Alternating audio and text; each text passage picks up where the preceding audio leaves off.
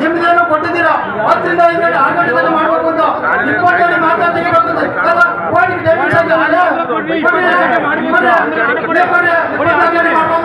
ಹೈಕೋರ್ಟಿಗೆ ಆದೇಶ ಮಾಡಿದ್ದ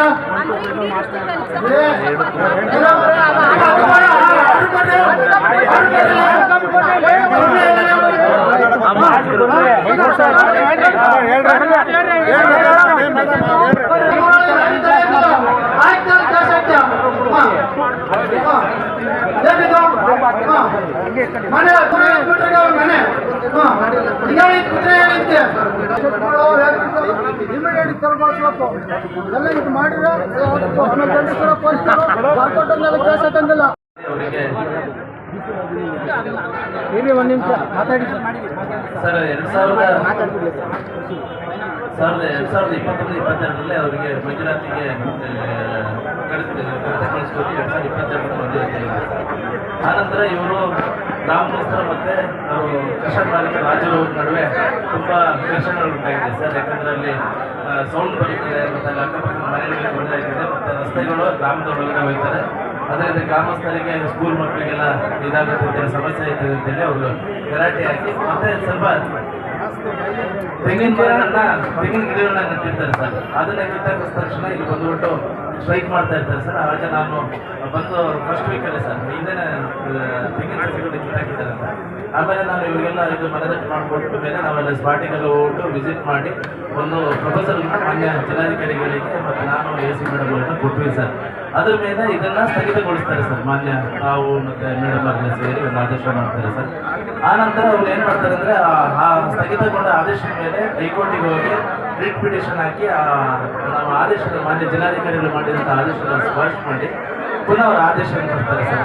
ಆ ನಂತರ ಮತ್ತೇನೋ ಘರ್ಷಣೆಗಳು ಉಂಟಾಯ್ತವೆ ಸರ್. ಆಗ ನಮ್ಮ ಇವರು 10 ರಿಂದ 6 ಗಂಟೆ ಒಳಗೆ ಸಮಯ ನಿಗದಿಪಡಿಸೋದು ಒಂದು ಆದೇಶ ಮಾಡ್ತಾರೆ ಸರ್. ಅದ್ರ ಮೇಲೂ ಕೂಡ ಅವನು ಮತ್ತೆ 2ನೇ ಬಾರಿಗೆ ಮಾನ್ಯ ಜಿಲ್ಲಾಧಿಕಾರಿಗಳು ಅದನ್ನು ಸ್ಥಗಿತಗೊಳಿಸ್ತಾರೆ ಸರ್. ವಿಪರೀತ ಧೂಳು ಇವೆಲ್ಲ ಬಂದು ನಾವೆಲ್ಲ ಜಾಯಿಂಟ್ ಇನ್ಸ್ಪೆಕ್ಷನ್ ಮಾಡಿಬಿಟ್ಟು ವರದಿ ಕೊಟ್ಟಿರ್ತೀವಿ ಸರ್. ಆನಂತರ ರೆಡ್ ಅಪ್ಲಿಕೇಶನ್ ಹೋಗಿ ಈಗ ಲಾಸ್ಟ್ ಒಂದು 2 months ಇಂದ ಅದನ್ನು ಓಪನ್ ಮಾಡಿ ಸ್ಥಗಿತಗೊಂಡಿದೆ ಸರ್. ಓಪನ್ ಮಾಡಿ ಹೈಕೋರ್ಟ್ ಆದೇಶದಿಂದ ಅದು ಕಾರ್ಯನಿರ್ವಹಣೆ ಆಯ್ತಿದೆ ಸರ್. ಈಗ ಇವ್ರು ಕೇಳ್ತಾ ಇರೋದು 55ನೇ ಸರ್ವೆ ನಂಬರಲ್ಲಿ 4 ಜನ ಮಂಜೂರಾಗಿದೆ ಸರ್.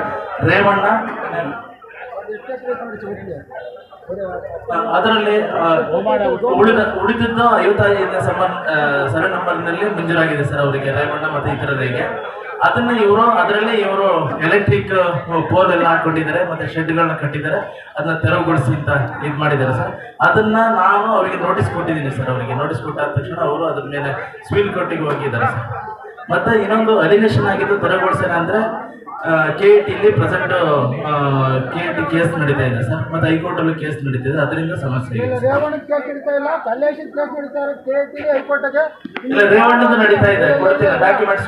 ನಾನೇ ಹಾಕಿರೋದು ಕಲ್ಲೇಶ್ ಒಬ್ಬನೇ ಹಾಕಿರೋದು. ಕಲ್ಲೇಶಿಂದ ಏನೋ ಮಾಡ್ಕೊಳ್ಳಿ, ನೀವು ಇನ್ಯಾರ್ದು ಏನಾಗಿಲ್ಲ ಇನ್ಯಾರು ತಾವು ಒಂದು ಹೇಳಿದ್ರಿ ಸರ್. ಅದನ್ನ ಸೋಮಠ ಅಪೀಲಲ್ಲಿ ಇದು ಮಾಡಿಬಿಟ್ಟು ರದ್ದುಪಡಿಸಿದ್ದ. ಅಷ್ಟೊತ್ತಿಗೆ ಸಿವಿಲ್ ಕೋರ್ಟ್ ಆಗಿರೋದ್ರಿಂದ ಅದು ಇದಾಗಿದೆ ಸರ್. ಅಷ್ಟೇ ಜಮೀನು ಕೊಟ್ಟಿರೋದು ವಾಪಸ್ ತಗೊಳ್ಳಿ. ನೀವು ನಾವು ಹೇಳಿದಂಗೆ ಅದನ್ನು ವಾಪಸ್ ತಗೊಳ್ಬೇಕು. 200 ಮೀಟರ್ಗೆ ಸ್ಕೂಲು, ಈ ಕಡೆ ಸ್ಕೂಲು, ಮುದ್ದಾಪುರ ಸ್ಕೂಲು. ಅದನ್ನು ವಾಪಸ್ ಈಗ ಮಾನ್ಯ AC ಮೇಡಮ್ ಅವರಿಗೆ ಸೋಮಠ ಅಪೀಲ್ ಮಾಡಿ ವಾಪಸ್ ನಮ್ಮ ಗೌರ್ಮೆಂಟ್ಗೆ ಕೋರ್ಸಕ್ಕೆ ಮಾಡಿದ್ವಿ ಸರ್. ಕಳಿಸ್ಕೊಡ್ತೀವಿ. ಸ್ಯಾಂಕ್ಷನ್ ಆಗಿದೆ ಸರ್. ರೇವಣ್ಣ ಮತ್ತು ಇನ್ನೊಬ್ರು 3 ಜನ ಕೊಟ್ಟಿದ್ದಾರೆ ಸರ್. ಅವರಿಗೆ ಅಗ್ರಿಮೆಂಟ್ ಮಾಡಿಕೊಂಡು ಅದು ಕ್ರಷರ್ ಮಾಡಲಿಕ್ಕೆ ಇದು ಮಾಡಿದ್ದಾರೆ. ಕ್ರಷರ್ ರಾಜು ಅದನ್ನ ರದ್ದುಪಡಿಸಿ ವಾಪಸ್ ಸರ್ಕಾರದ ಕೂರ್ಸಕ್ಕೆ ಮಾಡಿದ್ದಾರೆ. ಸರಿ ಸರ್, ನೀವು ಹಂಗಾರ ಮಾಡ್ಕೊಳ್ಳಿ. ನಮಗೆ ಬೇಕಾಗಿರೋದು 7 ಎಕರೆ 10 ಗುಂಟೆ ತೆರವುಗೊಳಿಸ್ಬೇಕೀಗ.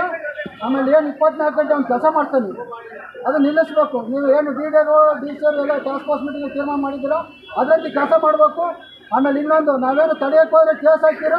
ಯಾಕೆಂದರೆ ನಿಮ್ಮ ಮುಂದೆ ಹೇಳ್ತಾ ಇದ್ದೀನಿ, ನಾವೇನು ಬೇಕಾದ್ರೂ ಮಾಡ್ಕೊಳಕ್ಕೆ ರೆಡಿ ಇದ್ದೀವಿ. CC ಕ್ಯಾಮ್ರಾ ಹಾಕಿದ್ದ ಓನಾಗಿ ಫೋಟೋ ದೂರೋಳಿಕೆ ಅದನ್ನ ನಮ್ಮ ಲೋಹಿತ್ ಸರ್ಕಾರಿ ಸ್ಕೂಲ್ ಗಲಾಟೆ ಕಟ್ಟಿ ಹಾಕಿದ್ರು. ಎಲ್ಲ ಅವ್ನು ಬೇಕಾದಂಗೆ ಏನೋ ಮಾಡ್ಕೊಳ್ತಾನೆ. ಅದೆಲ್ಲ ಹೋಗ್ಬೇಕು.